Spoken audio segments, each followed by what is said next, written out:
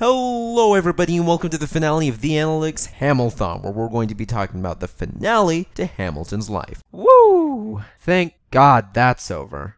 The Hamilthon? That too. Mr. Analytic, it's a little odd that we've been through 3 videos about Hamilton and none of them is actually about the guy the play is named after. Well, even if the play is named Hamilton, it's hard to deny that Lin puts us in a strictly spectatorial position. Hamilton spends the entire play as a showman. We do get to see what he's thinking and how he acts, but we're never really told how he feels. He doesn't have the same intimacy with the audience that Burr, Eliza, or even Angelica have. I mean, think, the vast majority of the show's opening number is people who knew Hamilton telling us what Hamilton's like. After all, he only wrote some notes at the beginning of a song someone will sing for me. And Hamilton, an American musical, is that song. So it's not too crazy to spend 2 episodes on the people who sing it. However, this kind of structure is incredibly fitting to the musical, since Hamilton's primary concern throughout the entire show is his legacy, how people perceive him, which is why the story is from the perspective of the people who perceive his increasingly more questionable decisions. And today, for the last video of the Hamilthon, I want to talk about the most questionable of all his decisions, that of throwing away his shot and the world was wide enough. So, ladies and gentlemen, welcome to A-L-E-X-A-N-D-E-R.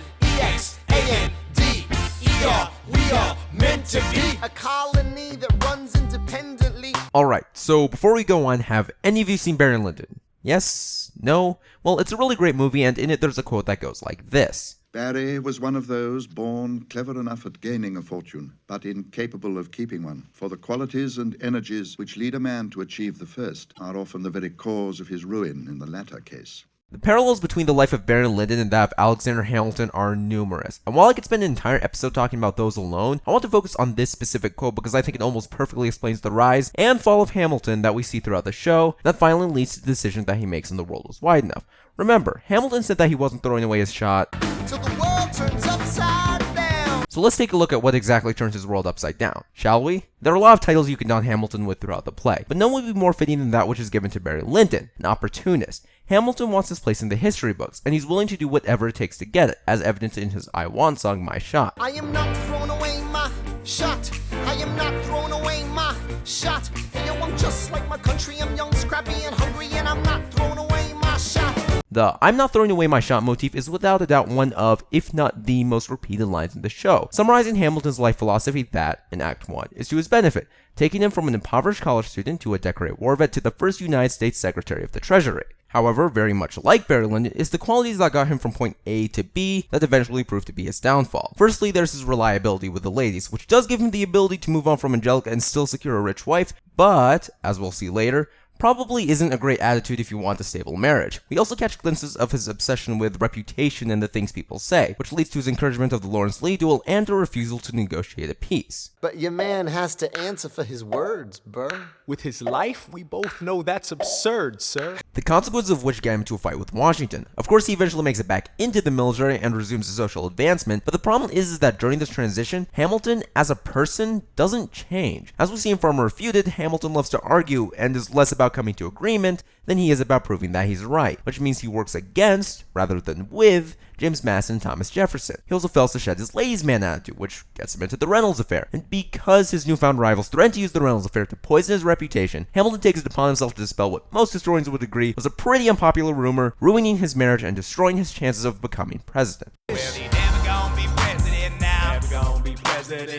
And there we have it. This is the beginning of Hamilton's downfall, when a lot of the things that worked well as a college student rapping at a local bar turned out to not be so great for a man in the public sphere. However, none of this would be an issue if Hamilton changed after all this, but he stays the same, with one of his worst qualities carrying over from Act 1, his obsession with words, which ultimately blows up in his face, or more accurately, strikes him between the ribs as he meets his greatest enemy on the way down, Aaron Burr. Burr's jealousy is something that only becomes more evident over the course of Act 1, and after the room where it happens, we see Burr begin to adopt Hamilton's strategies. In fact, Burr outright says that he learned to chase what he wanted from Hamilton, but along with that, he inherits Hamilton's obsession with words. And because both Hamilton and Burr are dead set on making Hamilton stand by what he said, it eventually escalates into, We hawkin' dawn, guns drawn.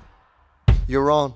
But Mr. Analytic, yes, student number 2. if Hamilton's nearly as stubborn as you say he is, why doesn't he just shoot Burr? The answer to that question, student number 2, lies in Hamilton's final monologue. Remember when I said that up to this point, Hamilton's biggest issue was that he didn't change? Well, in his The World Was Wine of soliloquy, we see, to some extent, Hamilton changing. The monologue starts by contrasting itself with My Shot, a song where Hamilton says, I imagine death so much it feels more like a memory. When's it gonna get me? In my sleep, 7 feet ahead of me. If I see it coming, do I run or do I let it be? Is it like a beat without a melody? Whereas in The World Is Wine Enough, we see a more somber, accepting Hamilton. I imagine death so much it feels more like a memory. Is this where it gets me? On my feet, several feet ahead of me. I see it coming. Do I run or fire my gun or let it be? There is no beat, no melody. Is here for the first time in the show Hamilton struggles with the concept of legacy, famously saying, What is a legacy? It's planting seeds in a garden you never get to see.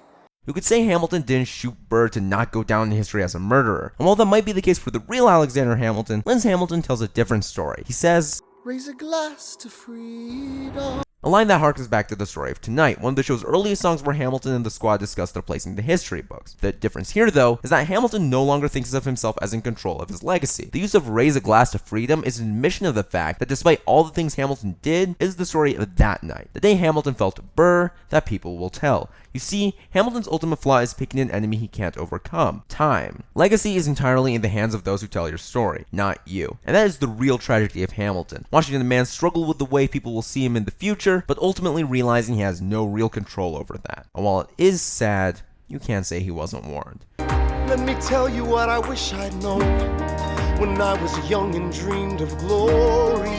You have no control. Who lives, who dies, who tells your story? Ladies and gentlemen, this has been the Analytic, and thanks for tuning in to the Hamilthon. If you liked what you saw, do subscribe. I'll see you next time.